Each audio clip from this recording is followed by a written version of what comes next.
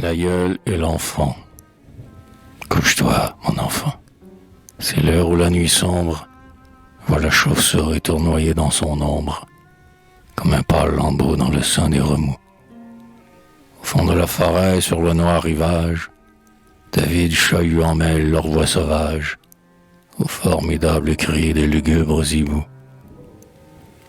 Les corbeaux croissent au milieu des ténèbres, où leurs chants sont redits parmi l'écho funèbre, répandent dans les bois l'épouvante et l'horreur.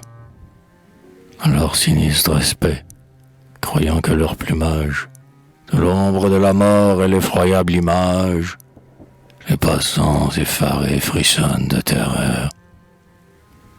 Un ver livide au front, drapé dans leur sueur, les morts, sous les cyprès de l'obscur cimetière, poursuivent, l'œil hagard, un joyeux feu follet, qui sortit d'une tombe en emportant leurs âmes, dans les plis lumineux de sa robe de flamme, dont l'éclat sur les bras d'un léger reflet.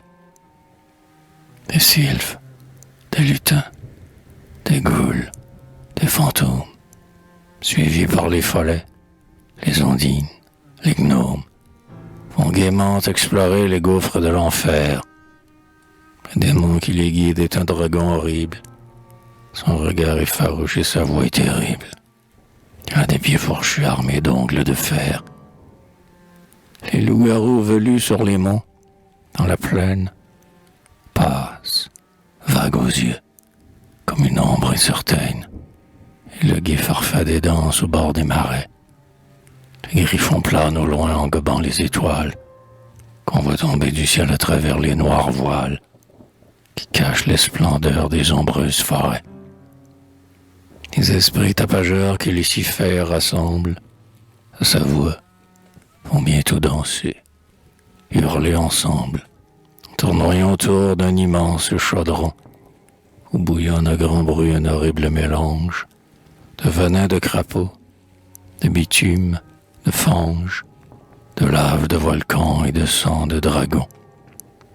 Oh, si dans leur fureur les loups de la montagne, qui, les yeux flamboyants, parcourent la campagne, venaient de ton sang pur rougir leurs longues dents.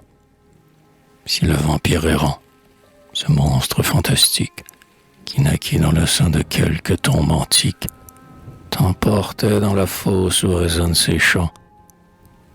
Mon enfant, va dormir. Écoute ton grand-père, de peur qu'un noir sorcier n'entre dans la chaumière, afin de rallumer ses grotesques flambeaux.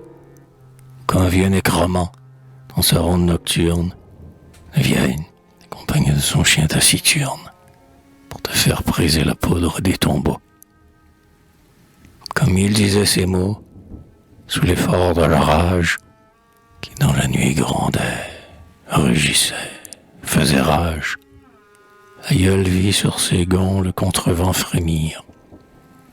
Le petit enfant qu'envahissait la crainte de quelques revenants croyant ouïr la plainte s'enfuit, pâle, éperdu, vers son lit pour dormir.